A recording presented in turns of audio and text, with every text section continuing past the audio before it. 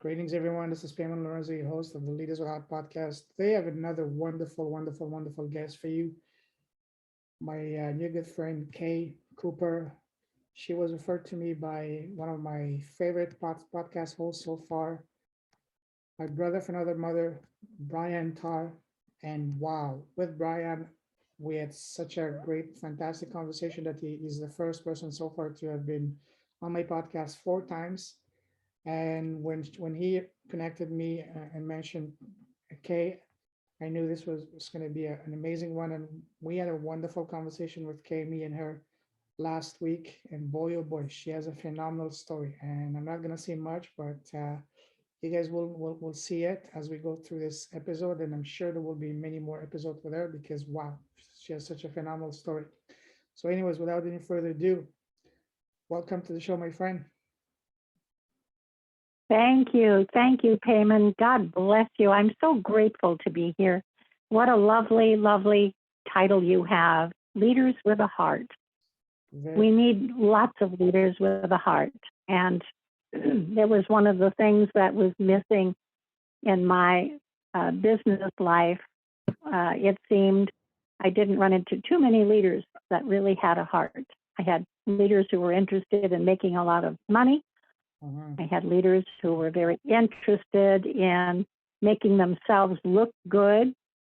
Not too many with a heart, unfortunately, but I think that's changing. Absolutely. First of all, very welcome, players all mine. It's an honor, a delight having you on. And yes, I agree with you. However, the good news is that there is a major change in the world that I'm feeling. I'm sure you're feeling it too. More and more people are awakening. More and more people are becoming heart-centered. And as a result, the entire, world is changing and going in the right direction, despite all the craziness going on around us. I agree. I think that we have to, as participants in the new world that's coming to us, the new golden age, I believe now is the time that we have to keep our thoughts elevated. We have to keep our thoughts in love and kindness and in happiness. And we can't get too involved in those things that are so crazy and going on around us with the hatred and the confusion and so forth. So I think that it's really, really incumbent upon us to keep the faith, as they say, to keep everything as even as we can. Absolutely. And you mentioned something powerful. You said we have to be careful. And for me, I'm really careful. Honestly, I refuse to participate in all this craziness. I'd rather just focus on what matters to me, what keeps me on the right path and keeps me productive and impactful. I refuse to participate in anything that's going to bring me down, that's going to create negative feelings in me and make me upset for no reason on things I have no control over. That's why I haven't watched the news in 5 years and I don't watch the news at all. And I just keep on focusing on what matters to me. And I know that more and more people are going that route as well. Well, congratulations, Payman, because that's a tremendous input to the world and to society. I too don't watch the news anymore. And I try not to get involved in too much. I have had a stint in local politics, unfortunately, or fortunately, but so I do get some calls there occasionally, and people want to know what I think and why I think that way and so forth. But I did lead up until about a month ago. I did lead 7 prayer groups a week, trying to keep us all focused on the positive, focused on ridding ourselves, our country, our world of communism and of those things that are so hurtful and denigrating to life and to society. So we did that for a little over a year, those 7 prayer groups. Beautiful. And it was so uplifting for such a long time that I believe that it really did help people. People would say, I was kind of getting a little down, and today's prayer group really helped me see that I can't do that. I can't get involved. So blessings to you, Payman. God bless you for your uplifting attitude and spirit. It's so needed in the world. Indeed, indeed. I mean, not any single individual can change the world by themselves, but each and every single one of us, we can do whatever we can in our own little circle of influence. And, in math, 1+1 = 2, but in real life, when two people come together with the same mission and, and goals and all that, it's not 2, but 11. 3 people together is not 3, but 111. 4 people together is not 4, it's 1,111, meaning that they exponentially explode. And this is why together we can create the ripple effect around the world is going to change the frequency, vibration, and energy of this planet toward a more positive direction. So this is why I'm super excited, super happy doing what I do, and I love what I'm doing and connecting with incredible heart-centered, positive people like you. Well, it's an honor to be associated with someone else who has the same goal and the same bend to want to lift not just ourselves and our family, but to lift the world into a better place. And the one thing I used to tell my prayer groups is one with God is a majority. Absolutely. Where 2 or more are gathered in his name is very powerful, but one with God, remember, is always a majority. And one person can change the world. Absolutely. As long as you're on the path of truth and doing good, even if you're outnumbered by 1,000,000, at the end, the truth and good shall prevail. That's exactly right. Exactly right. Thank you. Exactly, indeed. Very welcome.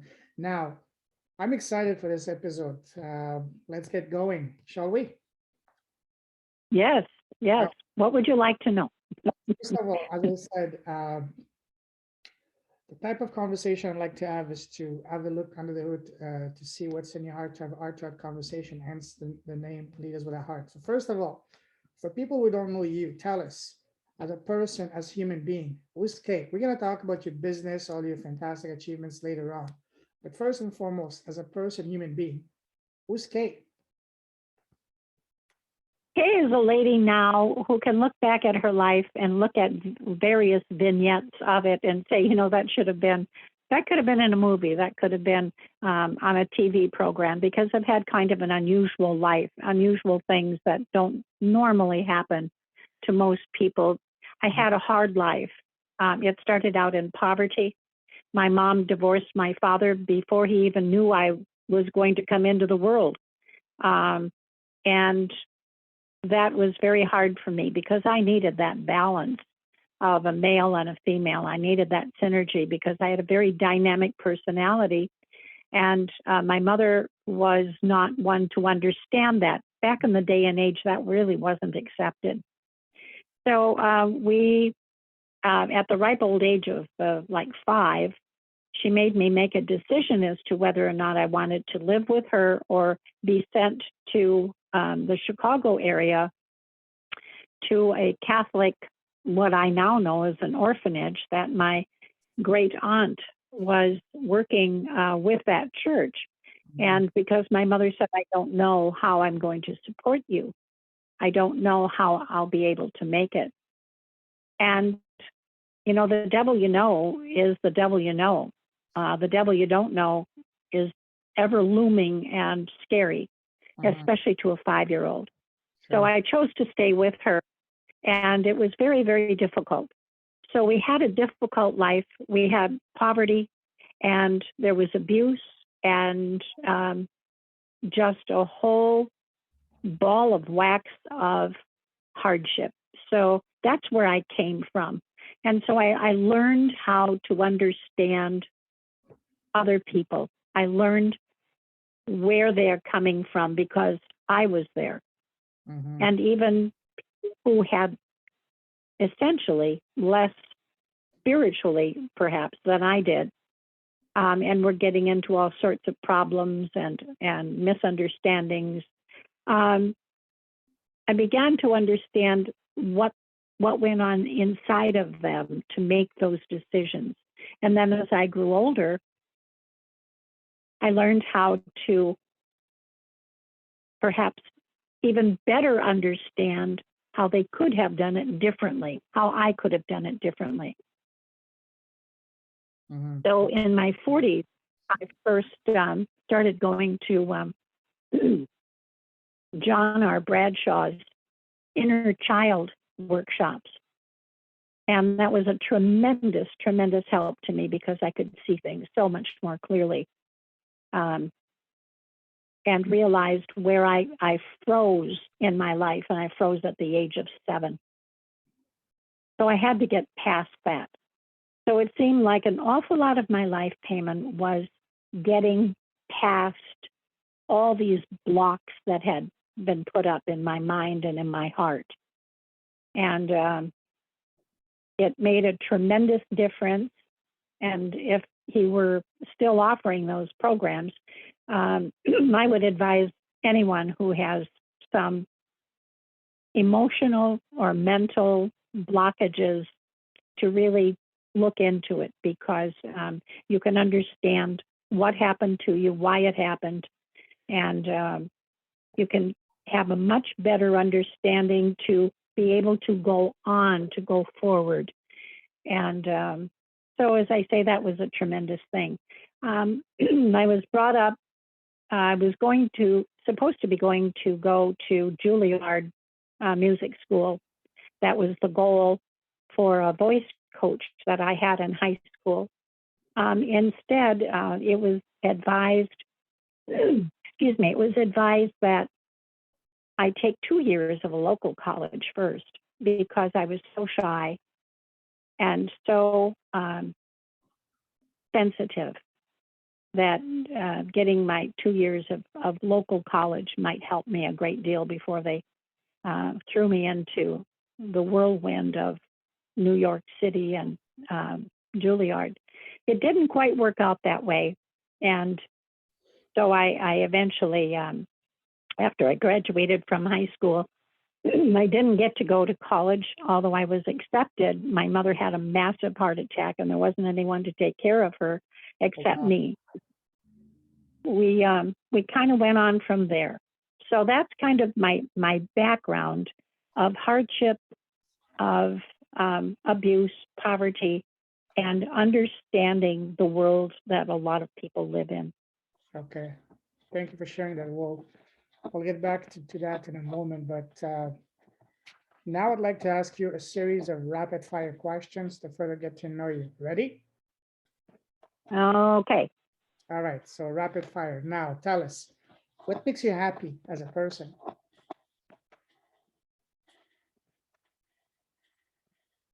What makes me happy as a person is uplifting other people. Beautiful, love that. What makes you smile?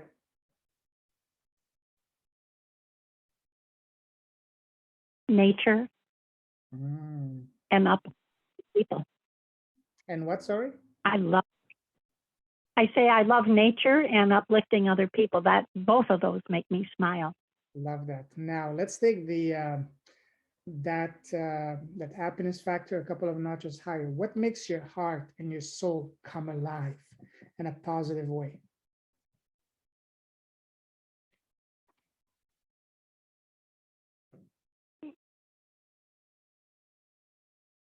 There are several things. One is gardening, Oh yeah. because then I'm with nature and I'm making things beautiful. And in other cases, I'm providing food. And again, knowing that I had a positive impact upon someone's life just raises me up to the tops of the trees. Nature and seeing the absolute glory that God has created on this earth, the beautiful mountains and rainbows and waterfalls, all of that just puts me right where I want to be. Love that. Now, on the other side of the spectrum, what makes you sad and angry? people who are, excuse me, careless with life. Mm-hmm. That makes me very sad. But then I have to raise myself up and realize that they don't understand, and that's why I'm here. Maybe I can help them to find a space in what they've created within to allow in different thinking, different feeling, hope, and courage. Makes me angry is people who are inconsiderate and rude on purpose. Yes, I agree. I'm with you on that. Now, what scares you?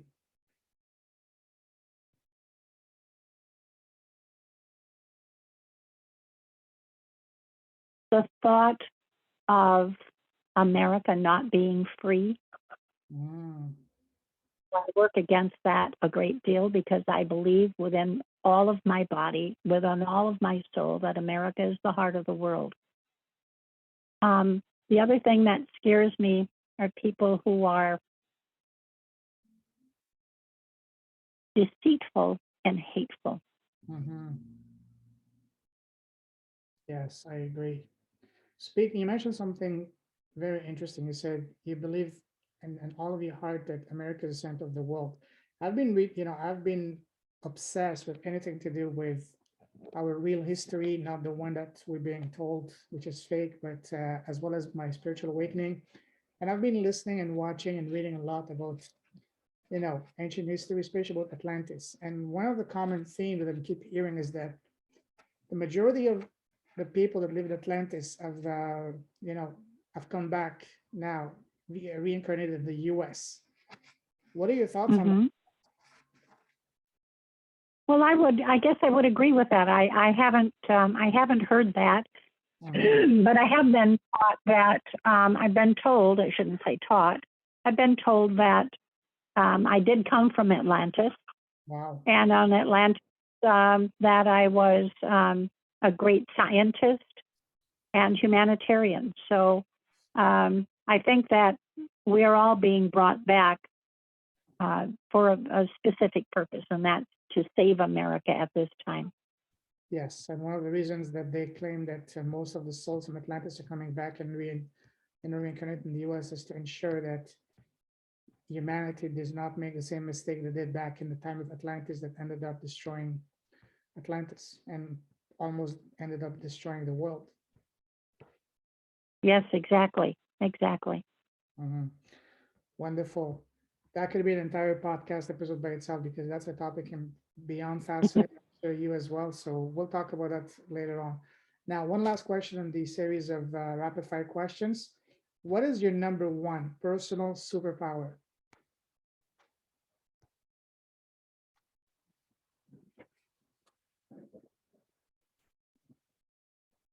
To see into the heart of the situations and conditions around me, I seem to get to the real point before an awful lot of other people do. Mhm. That's a powerful indeed. Wow, awesome. Now, let's move forward. I'm going to ask you a question about something that we both love. Do you enjoy traveling? Yes, if I can't travel in the physical, I travel in the mental. Oh, yes. Oh, yes. Oh, yes. Yes, I travel in books. I travel um, on television, so I get to see many things. Mhm. What was your very first trip that you took? My very first trip was to Florida. Mm, I'd never been on a jet before, and I went down to visit a new friend. And the first time I saw the Atlantic Ocean, I was absolutely wowed. wow, indeed. Awesome. Now, let me take you down a different type of traveling down memory line. When we're kids growing up, people around us, family, relatives, teachers, friends, always ask us, it's okay, what do you want to become when you grow up? What was your answer as a young girl? As a little child, I wanted to become a ballerina. Oh, wow. Was it because you had someone that was a mentor or someone in family that was a ballerina, just were You just love the just dancing and being a ballerina. I didn't dance, but what I loved was the grace Yes. and the beauty. Hmm. Yes, indeed. Now, growing up, what was your relationship with school? Did you love school or did you hate school? Basically, I hated it.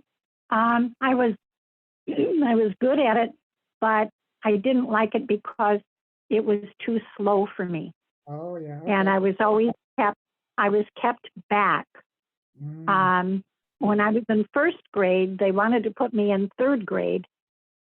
When I was in second grade, I took a test that said that I had the comprehension skills at the age of 8 of someone who was at least 13 or 14 years old. wow. So school never really interested me very much. I was bored. I was mentally agile and wanted to discover, and you couldn't discover. You just had to sit in your chair Yeah, and do what you were told. I was like that too. Was there any subject that you liked more than any other subject in school? English.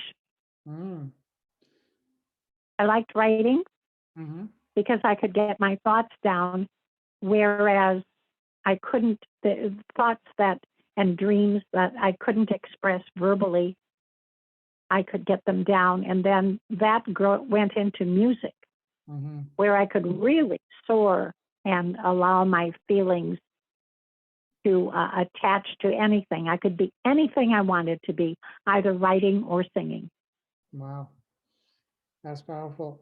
And was there any subject in school you could not stand at all? Mm, I really didn't like physical education. It wasn't a subject, but it was required. Mm-hmm. And I thought it was a waste of time. Okay. Wow, okay, I see. That's interesting. Now, let's move forward. What was your very first job? My very first job was as of a waitress. Okay.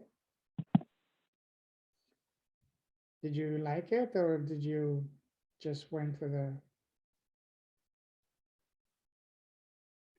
I didn't like it. The work was too heavy for me, mm-hmm. and I didn't care for the attitude of some of the people that I had to wait on. Mm-hmm. So I realized I wasn't going to do that for very long, and I think I did it for about maybe 6 or 7 months, and then I left. I see. Now let's move forward. Um, from from the moment that you left school to now, how would you describe your path? Would you say your path was very straightforward, smooth sailing? Once you get into one lane, it was just straightforward, or was it like more like a turns and twists, like a roller coaster? I would say it was like a roller coaster. Young on, it was very difficult for me to adjust to life in the workaday world. And that was because of, again, the people around me, Mm-hmm. many of which were hateful, unkind. Yes, yes, yes. I agree with that. You know, from our last conversation, you shared with me a powerful story. Remember that story about you being you being doing an interview for a position as a model in a Yes, city? Would you like to share that with us on the podcast? I can, sure. I just won't mention specific names. Absolutely, absolutely. Yeah, yeah. Um, I came um, I came to the city of Milwaukee Okay. from a very small town up north where I had been raised, and the people that I eventually worked for up there were from Milwaukee, Mm-hmm. and they were both involved in a large beauty pageant that I had entered. And I won a local contest, so I was able to go on to a state contest. So from that and the state contest, I met a lovely lady, and I'll name her Betty.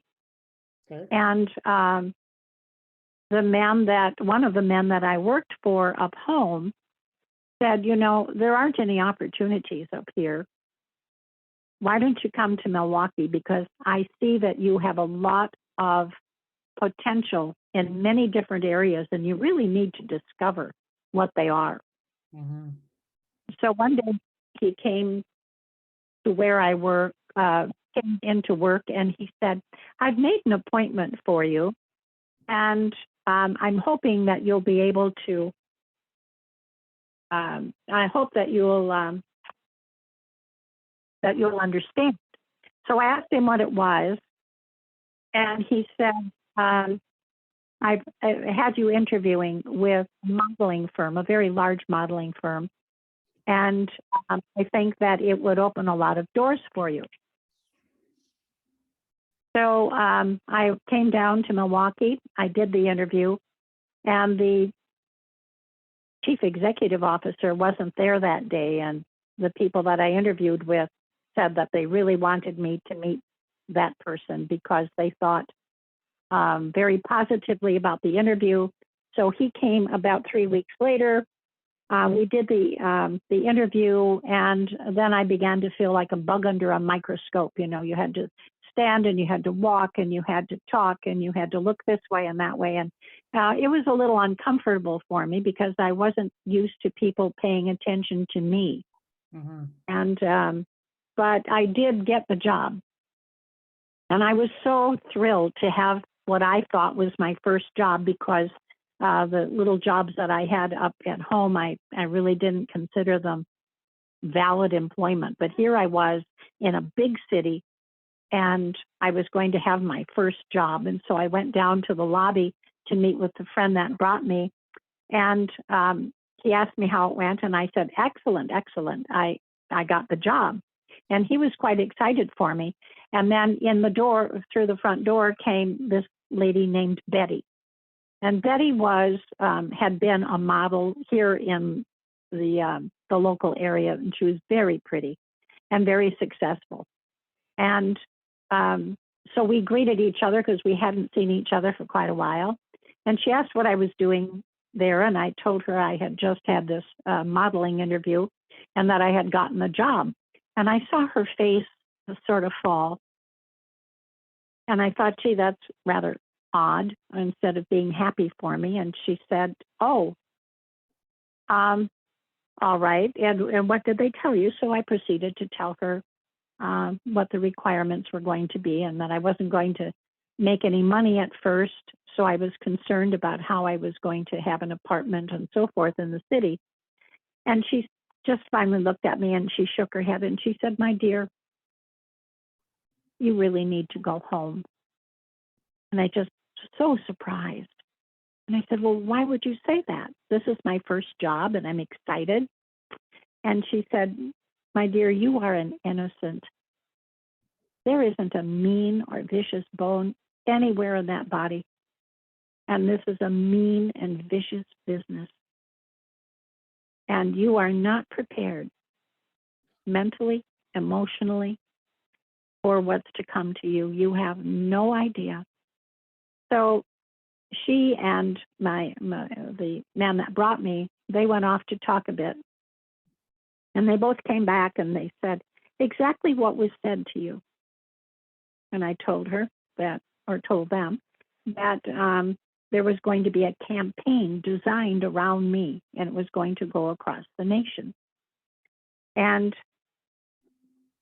that there would be a lot of travel, and that I would also be seeing clients. We would be having dinner. And they both looked at each other, and that was kind of the end of the conversation, because my friend moved off, and he said, I'll be right back.